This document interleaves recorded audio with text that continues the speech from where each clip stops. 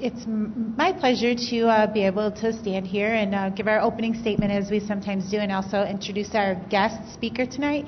As a principled conservative leader, Paul Mitchell has a history of fighting for Michigan's families. He's a job creator, a conservative leader, father, and a husband. Earlier this year, Mitchell, a businessman, led the grassroots fight against Proposal 1, the $2 billion proposed tax increase on the May 5th ballot. If passed, as we discussed here, Proposal 1 would have been the largest Michigan tax increase in 50 years. Mitchell personally funded and led a grassroots effort that campaigned all over the state to help defeat the $2 billion tax by the largest margin in election history. That was 80-20. We believe that there is more than enough money that could go to the state's general fund. There is much available that has been presented here at some of our meetings, even that would require no cuts to current services to help fix our roads. While there is much to debate about how to spend taxpayer dollars efficiently, the total budget managed by state policymakers is large enough to fix Michigan roads. In 1985, Mitchell joined Ross Education and became manager of a division there, assisting people to build their skills to help them find jobs. He eventually took over leadership of Ross Education for 6 years as its CEO through 2011. He was named chairman of the Faith and Freedom Coalition of Michigan in September before heading up the coalition against higher taxes and special interest groups. One of the 3 ballot committees that actively fought against Proposal 1. Ladies and gentlemen, it's my pleasure to introduce to you a candidate for our 10th Congressional Congressman, Paul Mitchell.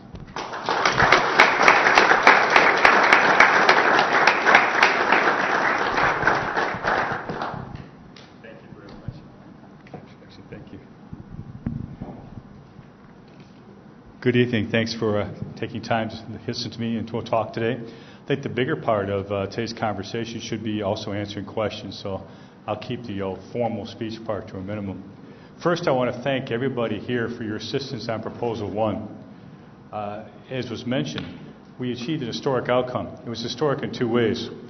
One of which is the response that the voters sent to Lansing that we don't need to increase our taxes to fix our roads, and we certainly don't need to get something slipped by us to the tune of $2 billion. The other important historic component of that is 25% of the eligible voters turned out for a special election. That was a historic number. And the big reason that turned out is the efforts of groups like yours, working with our committee in order to get the information out to voters that this was an important issue. This is an issue that will determine a big part of the future of this state for many years to come. It was the largest tax increase in 50 years. And frankly, let's be honest about it, they didn't want to talk about that part of it.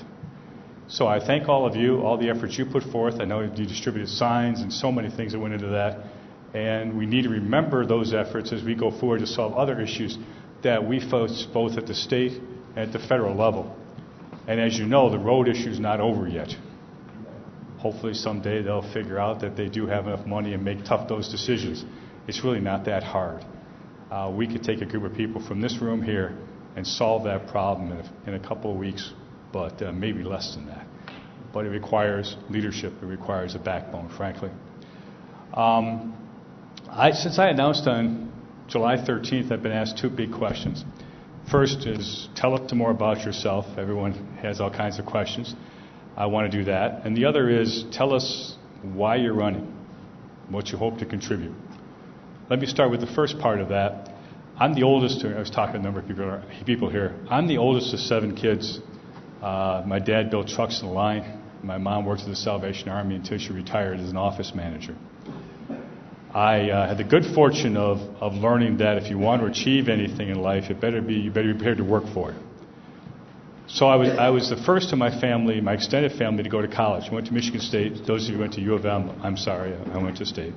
I went to school in public policy and economics because I thought learning about how the economy worked, learning about how it affected people clearly mattered to my family. I worked while I was in college. It was the only way I could pay for school. So there was a long period of time I worked full-time, went to school full-time. I found out after I took a job that if I cut my class schedule, I'd lose my scholarship, so that wasn't a choice. It was an important learning curve there, that is, be prepared to work for it. When I started a career in college in workforce development, and Michelle was talking a little bit about that. And for me, it was a rewarding thing. I could help adults get skills needed to go to work. People that are being laid off, dislocated, young people that didn't have skills that are in the workforce. So I started out a couple of years working for the state and then went into private industry, working with people that lacked the job skills to go to work. As a result of that, we operated some of the largest welfare to work programs in the country. Back when welfare to work meant going to work. I know you guys can remember those days, back in days of yore, before they changed all the rules, when people were really expected to work. And we were successful in doing that all over the country. We were the largest contractor for the city of Detroit. Yes, we did work in Detroit. I can tell stories about that. The south side of Philadelphia, Savannah, Georgia, Mobile, Alabama, places that at some points in time weren't exactly friendly to work, but people needed help, and they wanted to put people to work. We were successful doing that. I spent 35 years in that whole field, 26 with a company called Ross Education. I was able to, by working hard and taking advantage of opportunities, grabbing onto opportunities and holding on, to work where I became the CEO of the company and was the largest single shareholder in the company. And I say that not because I want to stand here and brag about it. It's because I went from a family that was working class at best. The house I lived in when I went to college, when my parents moved to another house after I went to college, and the house was condemned. I worked my way through college. I tell people I had the opportunity to live the American dream, and I truly have. But let's be honest about it. One of the reasons I'm running for Congress is we all know it's harder and harder for our children to find those opportunities, never mind our grandchildren. The American dream is slipping away from them. And even if those opportunities existed, we're not as safe as we used to be to pursue those opportunities. Does anybody in this audience feel as safe as they were 6 years ago, 8 years ago? I'd be surprised. I'd be shocked. We had another police officer killed today. We still don't know why. But between random acts of violence, intentional acts of violence because they think it's okay to lash out at police officers, ISIS, our children and grandchildren are not as safe as they were. Both of those problems, the squashing of opportunity in our economy and our safety, are impacted by leadership. And I say that because we have a whole group of people in Lansing. We've gone how long without a road solution? We could pick whatever topic we want to talk about and talk about why it is they aren't finding a solution. We have people in Lansing, we have people in Washington that I call the vote no, hope yes crowd. They'll push the button and they'll hope someone else solves it, they don't have to deal with it.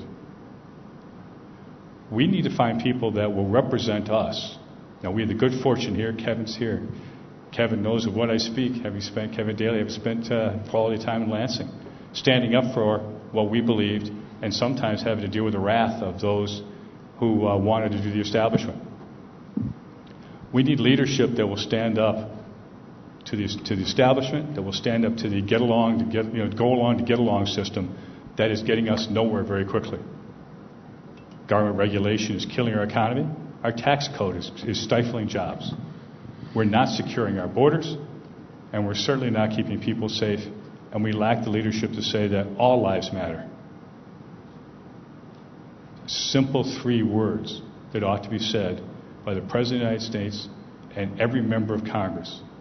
All lives matter at every stage of life, and I don't understand why it's so hard that we don't say that loudly throughout this country. My oldest son's a police officer in Rochester. Today he was part of the Honor Guard over in Fenton. Now that police officer was killed by what looks like a tragic accident. But you don't think there are days he goes to work and I wonder about his safety? Why should that be such a concern? Why should it be a concern when our kids go off to the movies? And let's be honest about it. Our kids go to a movie theater now, and we wonder. So that's the big reason I'm running for Congress, is to stand up for the change we need to make in terms of leadership to get things done. Let me give you a couple of quick examples and I'll answer questions. I've been asked, well, like the EPA, the air quality standards, what would you do about those? How do you fix those? Well, the short answer is you can do that pretty quickly by taking away their money. I'm from private business. Money talks and everything else walks, okay? You take their money away. There are fewer bureaucrats to write the regulations, to enforce the regulations, and then we can get around to reauthorizing the EPA back to what it was when we were younger. I participated in the first Earth Day in middle school. The EPA is certainly a different animal than what it was when I was in middle school.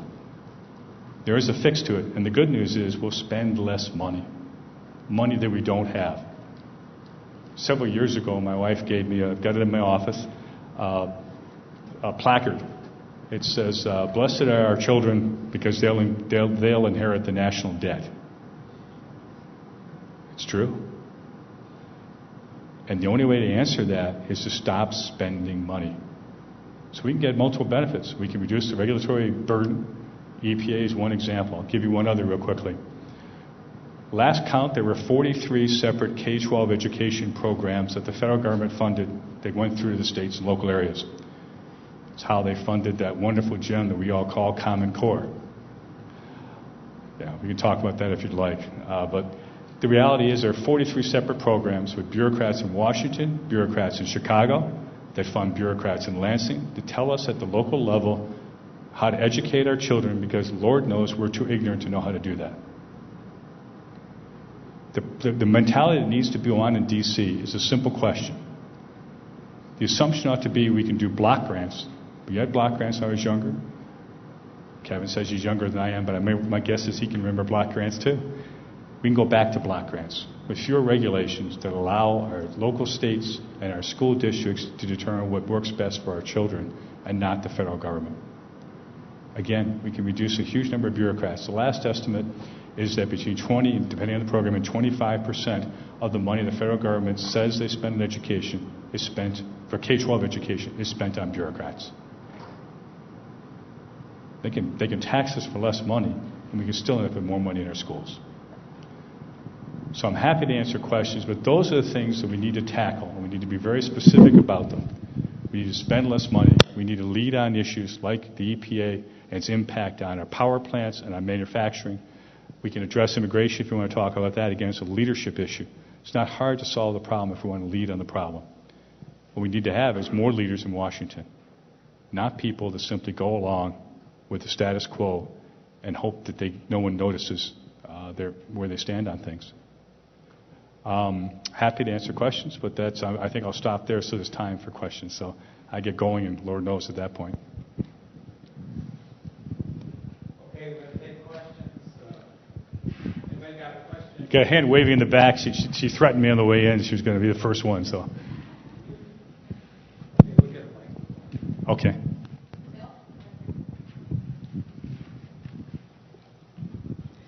Do you know how many sanctuary cities there are in the state of Michigan? And if you do, how are we tracking all these kids that are here illegally? How are we tracking which, I'm sorry? The children that are here illegally. In Michigan, I believe there are 1, 2, 3, 4, there are 5 or 6. I'd have to check exactly what they've done, but there are 5 or 6. Detroit, Flint, Pontiac, Saginaw. I don't know about Lansing, to be honest with you. I really don't know off the top of my head. And I don't know Grand Rapids status. So I can't answer for those two. If you have a better answer, I'd love to hear it, but that's the best number I've got. Here's the thing that should trouble you about sanctuary cities.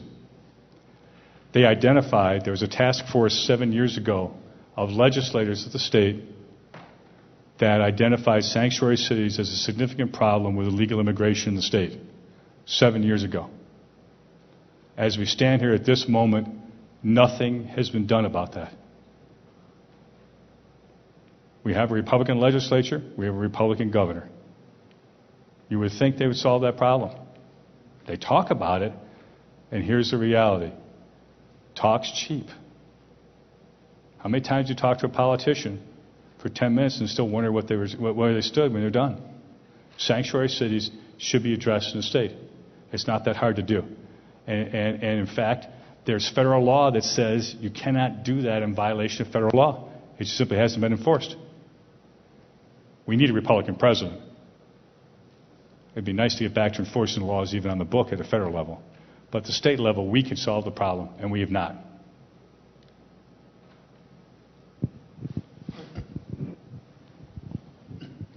I know it's a complicated question, but maybe you could hit the high points on what would be acceptable to you as far as a solution for illegal immigration. Sure. It's you got to solve, in my opinion, two things. The problem with illegal immigration and legal immigration, which is, as we talked about it there, is outmoded as well. First step of the problem is you actually literally have to secure our borders, which they failed to do and failed to do for a long period of time. In securing our borders, it's not just a wall. And by the way, to be clear, I don't know as we need to worry about a wall across the border with Canada. If we just secured our border crossings, I'll probably live with that. We'll take our chance on the moose. But the reality is we need to secure our borders. 40% of the illegal immigrants in this country, however, are people that come into the country with student or tourist visas and overstay them. It's a known fact, a problem. We have no system on which to track that. They make no effort, and I do stress no effort, to enforce that. None. A significant part of the illegal immigrant problem is not people that come over on top of a train. They take a plane here, they find a place to live, they go to school here, or they come and visit a relative, and they just stay. Again, if we had any form of leadership whatsoever, a system that tracked illegal immigrants, or tracked immigrants on visas in the country while they were here on either student visas or tourist visas would solve a big part of the problem. Be a check-in every 30 days, 60 days. In many cases, you go to a foreign country and you stay at a hotel or you do whatever, they take your passport. My wife and I adopted, it was a little disconcerting, we adopted our youngest from Russia 3 years ago, and they took our passport and said, we'll give it to you when you check out. Here's a piece of paper you have to carry with you. Now, I'm not suggesting we become like Russia, but there's a lot of other countries. Well, he's shaking his head, maybe, I don't know. I spent 6 weeks there, and that place kills opportunity and individuality, and trust me on that. But the reality is there are systems in other countries, we could pick democratic countries, that track tourists in this country and their departure and enforces it. That's step one. It's 2 steps. The third step is I believe we need to, I would vote for Kate's Law. If you've been deported and you come back and you're caught coming back in the country, it is a felony. I think those are the big steps that would address our illegal immigration problem in the country. Then it lets us begin to address at least 11 million illegal immigrants that are here, and we talked about that. And if you want to talk about that, the reality is you have to start by deporting those that commit crimes first. It's 11 million, folks. There are enough trains and boats to deport them all in a short period of time. Does that give you enough of an answer? Okay. That's the principles I think are important to beginning to address the problem. On the legal immigration side of things, we need to change our legal immigration system so that it doesn't focus so heavily on having family in the United States as it does in focusing on whether they have the skills and ability to function in our economy so they in fact contribute and pay taxes. That needs to be the focus and the change in our legal immigration system for what existed in the 1920s that we haven't updated adequately to address now, and that would solve a lot of problems of companies that have in terms of trying to hire people or people trying to come in the country that have skills or people that come here for education and either have to overstay their visa or go back. But by the way, we pay to educate them here. We pay for the colleges and universities to educate them.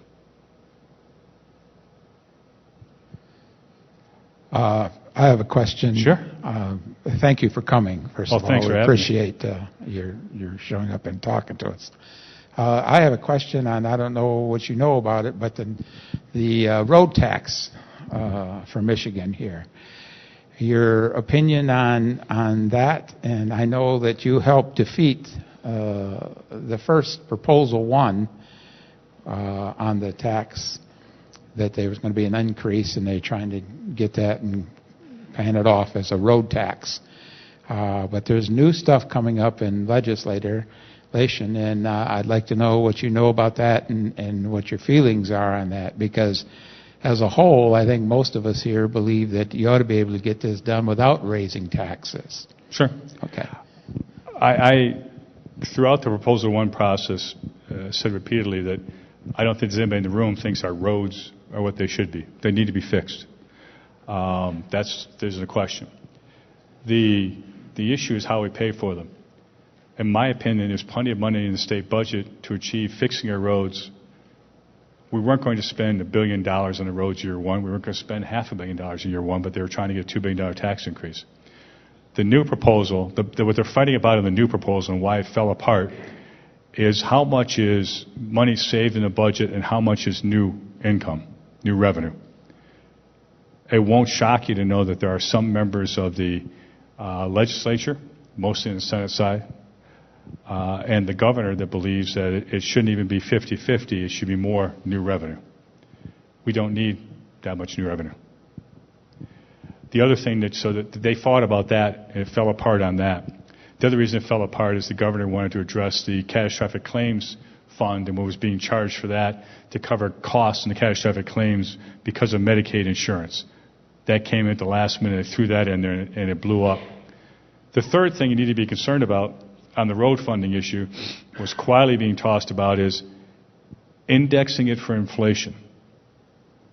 That's a polite way of saying automatic tax increase every year. The House version, the Senate version, in addition to their tax increase, had an indexing proposal on it. So that they didn't, and the conversation I had that someone had with me was, then they don't have to go through this again. As I related to a state senator, that's their job, to have to deal with voters about why they want more money. That's the core of the job. So to say we want to automatically increase your taxes, so if there's inflation goes up, we automatically increase the sales taxes on the taxes on fuel to pay for the roads, means that inevitably you will pay more taxes. And you won't even notice it, or won't even know it unless you track that number on the pump, or you track the press release when it's quietly issued on a Friday afternoon in the middle of the summer when you're off, with your kids or grandkids. So those are the problems with it. There are multiple places in the state budget where there are funds that can, in fact, address this problem. Go ahead, back. There is a place in the budget that says, and the LA View reported $17.6 million to put that tunnel underneath Lapeer Road. What's the significance of that? You couldn't just fix the potholes, put the curbs in, and call it a day, but you have to rip up the whole road for months and months and months? For what? A tunnel? To where? You're not mistaking me as someone that wants to try to explain what MDOT does, are you? I'm not mistaking you with anybody. I just met you. There's a list of questions I can't answer for you. I can't tell you exactly how many sanctuary cities Michigan theoretically has now, and I can't tell you about why they put a tunnel there versus, I don't know. Someone had a great idea. Here's something about what's Act 51 in the road, which funds the roads. It's the way the money comes through for roads. Part of that money, and it's close to 8%, goes to walkways and bike paths. It's the way it's structured. I'm not sure that that's our highest priority right now. Now, I will tell you, and there is someone talking about running for Congress that advocates that Act 51 ought to be changed because there's not enough money going to his county. It's a bigger county, and the folks out here in the smaller counties are taking advantage of their wonderful county. Watch it carefully, because that game may well come to light, and understanding what they're doing with that will be critical. So pay attention to that. Yes, again, thank you for coming in tonight. You touched on it a little bit, but with the legislature throwing the Medicaid fix, because it's been long enough now, our state is going to have to start ponying up for the cost where it was initially, free, quote-unquote, federal money. Free money, right? Yeah. I'm curious, your feelings on how best we could stop that within our state-wise, and how would you address the entire healthcare issue if you're successful in your congressional run, and as Congressman, what would Congressman Paul Mitchell do to help address the whole Obamacare situation? We need to go to a free market solution. I say free market as much as you can get. Obamacare has blown up the healthcare market. And people sometimes talk about wanting to go back with what it was. We can't go back to that. They killed it. I mean, they killed it with all the changes, and it doesn't exist in its form. What we have to be able to do is to be able to buy health care across state lines, to in fact buy health care through a variety of other groups so that we can bundle as much as we can, and then assist those that are working and can't afford the health care they need for preventative care so that in fact they get care. The other is the structure of health care coverage is wrong in the sense that what most people need coverage for are catastrophic care and hospitalization, where in fact it will break them, it will bankrupt them. The way we structure covering all those other costs is we make people buy health care insurance and pay huge premiums for it in order to go to the doctor. My wife's asthma medication, for example, went from $40 a month to $400 a month copay, along with our premiums. If you like your current health care, you can keep it. I got a newsflash for you. I mean, that's put that on the list of lies. So step one is being able to buy it across state lines, and then by virtue of the volume of it, have more participating providers in that. The other thing you can do is you can get more hospitals into, or more hospital groups into, where they're offering that insurance for people in their community. But until you take those regulatory constraints off, we're not going to be able to solve that problem, because you can't go back to the old health care system. I oppose Medicaid expansion in the state because I thought it was a wrong answer to addressing the problem of uninsured people with inadequate health care. We do have that problem. That wasn't the answer for it. And I argued repeatedly with the state senator and several other people that the cost model was wrong. Remember, folks, I went to school in economics and public policy. I looked at those numbers and said, yeah, all right, sure they are. No, they weren't real. And guess what? It's proving to be a huge problem already. It wasn't supposed to be a problem for us until 2017, and it's already rearing its ugly head, and it's going to get worse. Anybody else? Any questions, Ray?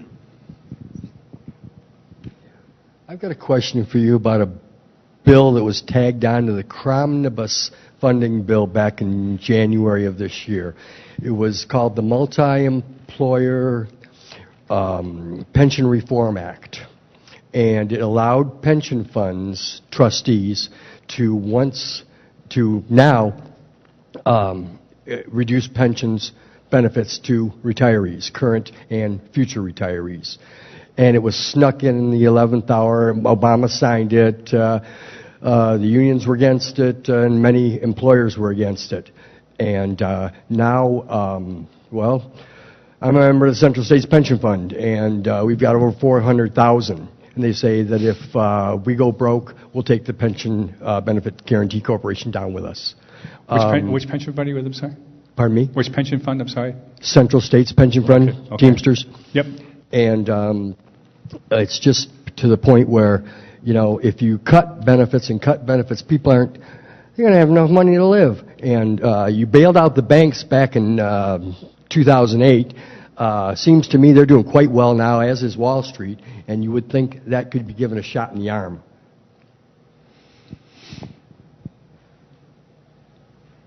I don't believe that it is moral to change the deal on people that are retired or approaching retirement under any sets of circumstances. Now that applies in terms of how we dealt with taxation in Michigan as well. Now, let's take that one step further. Ultimately, you've got to get to the point that public pensions and private pensions in Michigan are taxed the same, so people are treated fairly. But you don't change someone's deal when they're retired or within a few years of retirement. The same in terms of your federal pension plans. The issue then comes down to, however, what is direct. The question is if the Central States plan in that case fails to adequately meet their responsibilities, should the taxpayer take that over? And my response is only to the limitation of, yeah, exactly, no. That's where you've got to draw some lines and say that they failed their members, and that's not a taxpayer responsibility at that point in time. So longer answer to your question, but it's a more complex than, okay? No problem.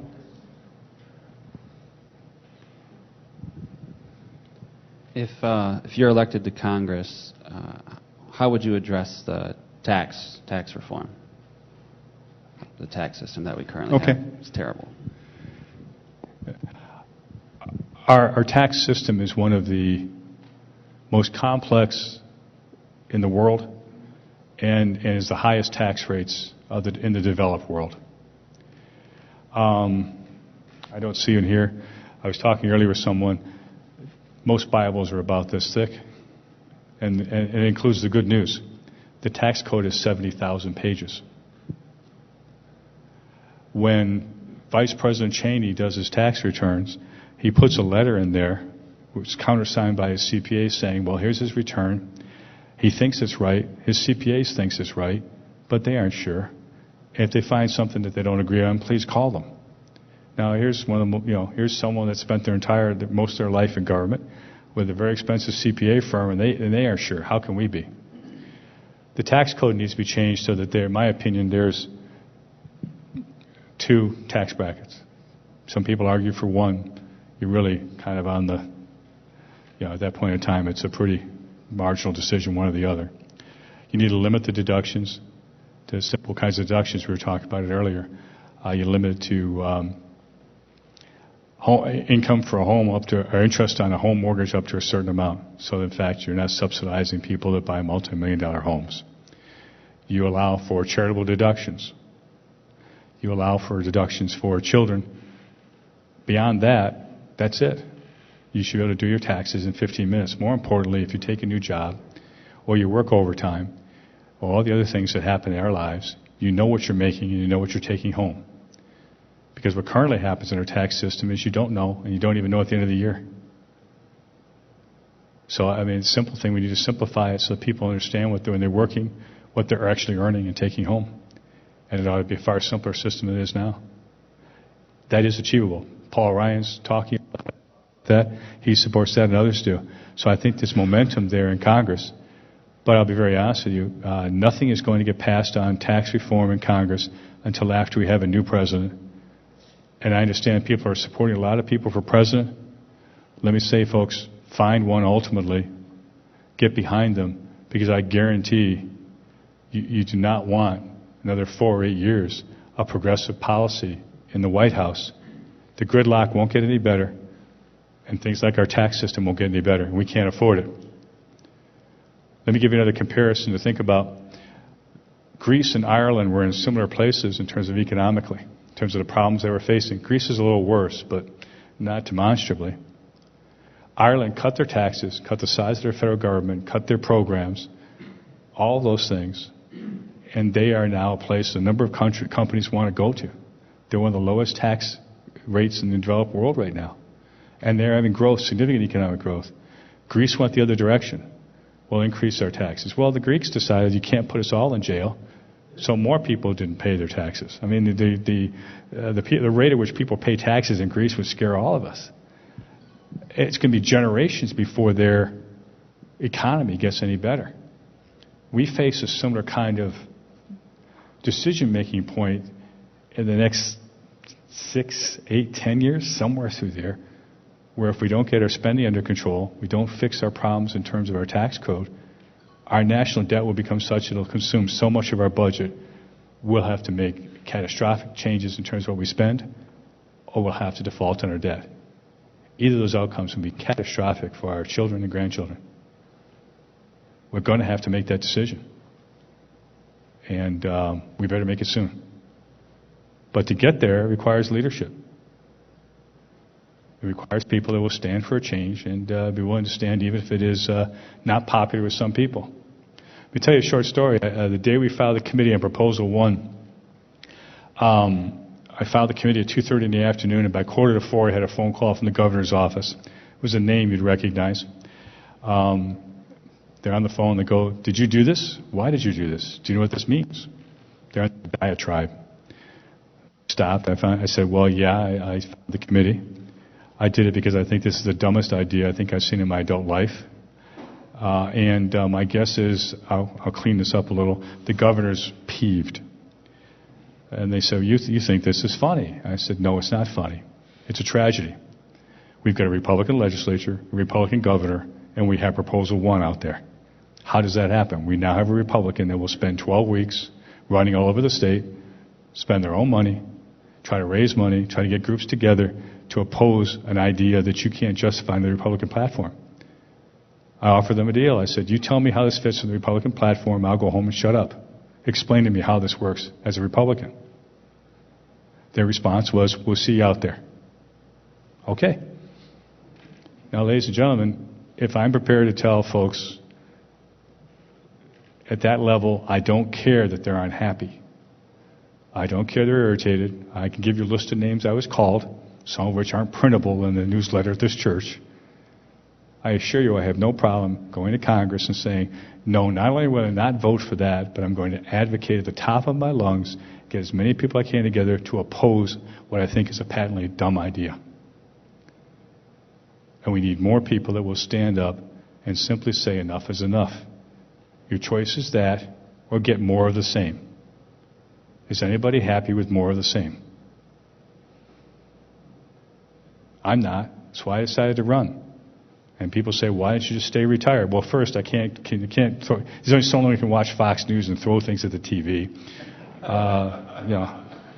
Second thing is my wife just said I can't run the house, so I got, that's not going to work. Trust me on that. And third is I became absolutely convinced. I have a 5-year-old that if we don't do something, we have 6 kids, but we have a 5-year-old, the youngest. If we don't do something, the opportunity is there for that 5-year-old. It's going to be dramatically less than the opportunities that I had and all of us had as we grew up. And where does our nation go?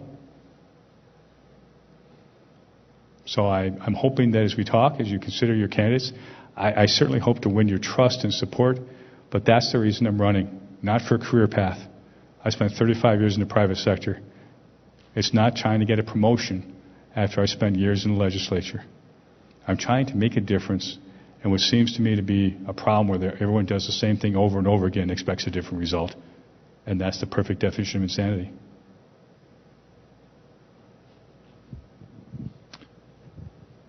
Oh, another tough question from the back. They warned me. They said, we got the tough ones back here. Being we're in a church, and they put in front of the voters gay rights. Michigan voted against gay marriages. Why is it now up to the Supreme Court to tell us that we have to accept that? And if they come in this church to get married, and this church says no, are they going to lose their tax status? The short answer to that question is no, I don't believe so. And the reason is, if you read the Supreme Court decision, it very specifically said that the rights of churches and religious institutions had to be respected under the First Amendment and the 14th Amendment.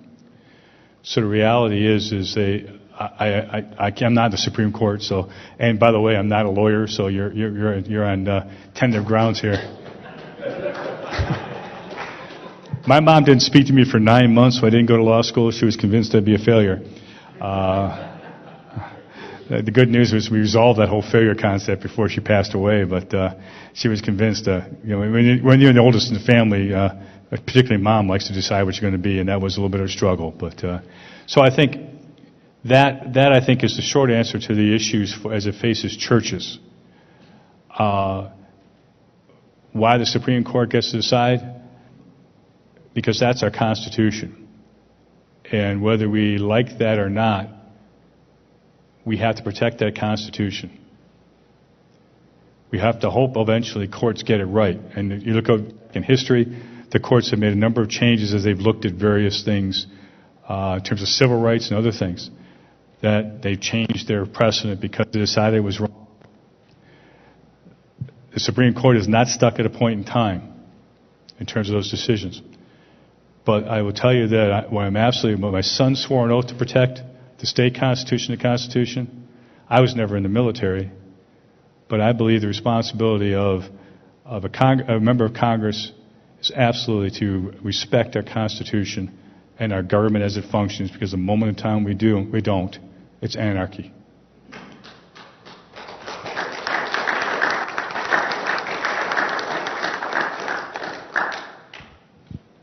Any more questions? Okay. Can you guys hear me okay? Yeah, okay. Thank you, Paul, very much. You'll be hanging around, right? Oh, absolutely, absolutely. Okay, Thank you all for the right. time. I appreciate it, everybody. Thank you.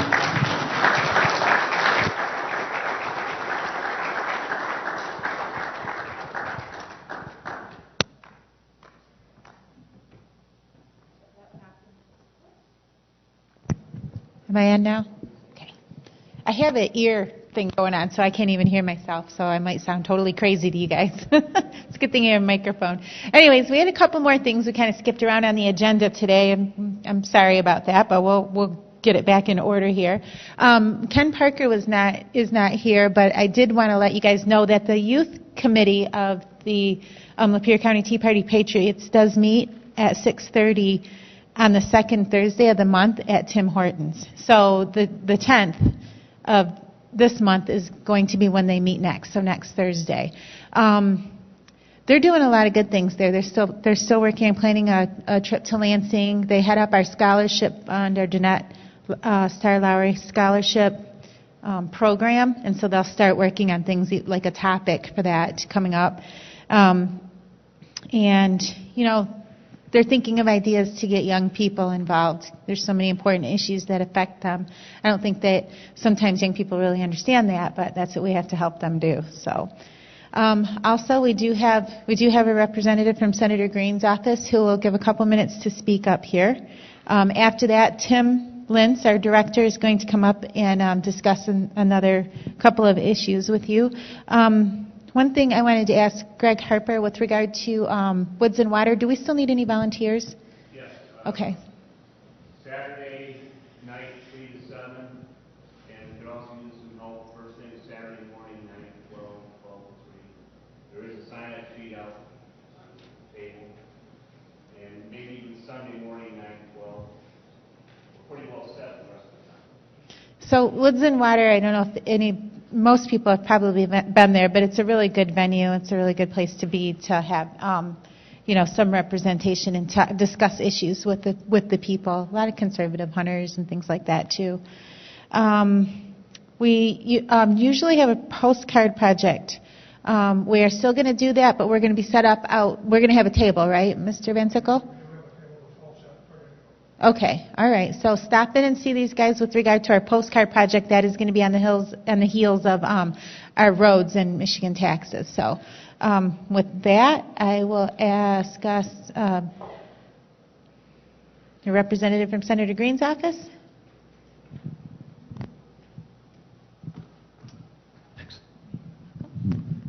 Thank you, Michelle. I think I'm going to be touching on some of the same topics that Paul did, maybe a little bit more of a state perspective. First of all, I want to ask a little bit of a trivia question. Can anybody tell me how many offices or clinics we have of Planned Parenthood in the state of Michigan? Too many. I like that answer. I believe we have at least 7. I'm not sure if this is a complete list, but hopefully you heard about the peaceful protests that were held by pro-lifers at these different offices. It's on August 22nd. The news media, at least some of them, covered them, I think, in Detroit, Grand Rapids, Kalamazoo, Brighton, Warren, Lansing, and Ann Arbor. And what is our nickname for Ann Arbor, by the way? I think we sometimes call that the People's Republic of Ann Arbor. I believe we had some people from Lapeer County, the 31st District, who took part in this peaceful protest. Although in my opinion, as a former member of the news media, I don't think our friends in the news media really covered it as well as they could have.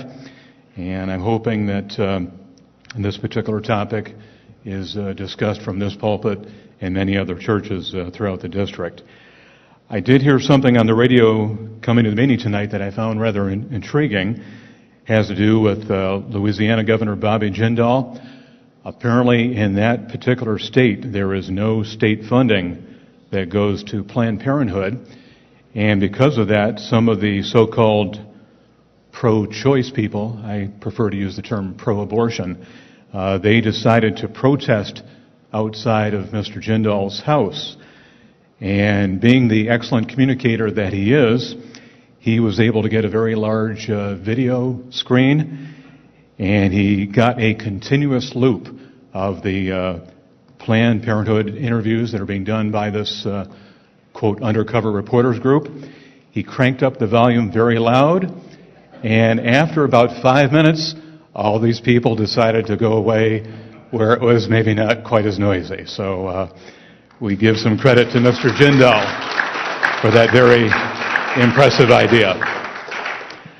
Next time I don't have a whole lot of details on yet. I was talking to Mike the other day. 1 week from today, Mike will be introducing some legislation in the Senate that is going to be proposing to make some changes in the way the Electoral College is treated here in Michigan. There was some discussion about this same topic last year, although I think it was much more complicated, and some of the feedback that was given was not all that positive. But as I understand, this would actually have our Electoral College votes by congressional district, not what we currently have, which I think is sometimes, the winner takes all. We could have 9 congressional districts that go to one person, 7 that go to the different person, but as of now, all 16 go to that, quote, winner. And as I understand it, this legislation would actually do it by congressional districts, so if it was, say, 7 to 9, 7 would go to one candidate, 9 would go the other, and the argument is that this will allow Michigan to have more influence. I think this is done in some other states. I can't tell you exactly how many. But Mike will be introducing this bill in the Senate next Tuesday, September the 7th, which is the first official day of their fall session. So I'm not sure who might be introducing something in the House, but we'll see how that discussion happens to move forward. Next semi-tough question. Can anybody tell me what the initials BBA stand for? It is not Big Brothers of America. It is the Balanced Budget Amendment. For those of you who have good memories, you might remember Mike introduced similar legislation last year. However, we apparently did not use the exact same language that some of the other states were using. So this particular way it's phrased here, Senate Bill 306, will officially petition Congress to call a constitutional convention for a federal balanced budget amendment. And they're using, I think, what they call compact language. It would enter Michigan into an interstate compact to petition Congress to take the necessary steps to work passing a balanced budget amendment to the U.S. Constitution. Once 38 states, remember that number, 38, which is 3/4 of the state legislatures, join the compact, they will then petition Congress to refer the balanced budget amendment vote to the states' ratification by 3/4 under Article 5 of the United States Constitution. Mike was interviewed, I think, either in the Bay City Times or MLive, and this is a quote we probably heard before. Mike called the federal debt the biggest mess of our lives. He says if we don't do something about this budget and excess spending, we are going to send this country into oblivion. That is our vocabulary word for the evening, oblivion. You will be quizzed on the spelling a little bit later, just like Greece, similar to what Paul was talking about. So I know there are some people, I think there's one professor at Michigan State University who does not agree with Mike.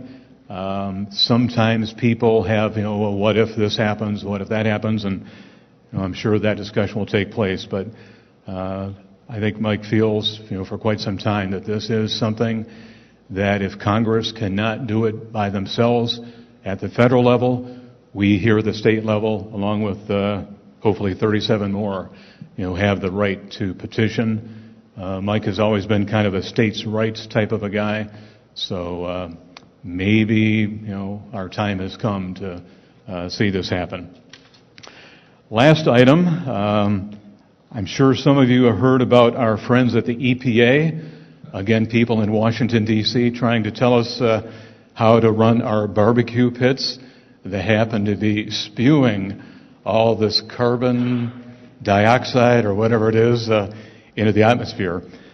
Sometimes I think we are for limited government, but sometimes I think it's good that we have state government or more local government instead of so much federal government. So I hope that you will find this to be good news. It's hot off the press. I'm going to pretend I'm a radio news director for the next few minutes or anything.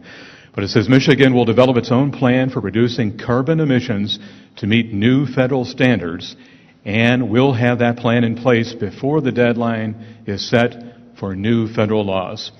Valerie Brader, Executive Director of the Michigan Agency for Energy. I was not sure we had such an agency, but apparently we do. And Environmental Quality Director Dan Wyatt said in a media roundtable just this morning. The two people said that a state plan would be more flexible, and given that the U.S. EPA has not yet published the federal plan, it will also be more predictable. The state plan would be implemented administratively and not require legislation. The state process will also involve stakeholders in developing the plan. With robust stakeholder engagement, Michigan can identify a robust pathway to compliance. So again, hopefully we will not have to rely on the EPA to tell us and the other 49 states what to do. Let's hope that what we do at the state level will be much more, much less bureaucratic and a little bit more pro-business and pro-common sense. So that is my report for tonight. So thank you for being a good audience. Got one question. Okay.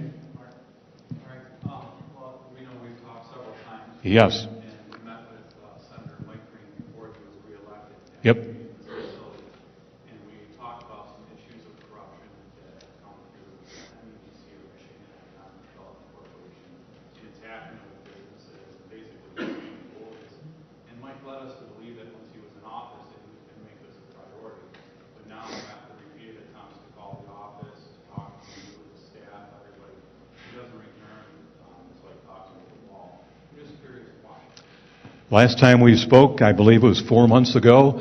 I believe we came to the understanding that that issue had been turned over to the state representative, and he was going to carry the ball so far. And if that ball could not be carried over the finish line, then Mike would get more involved.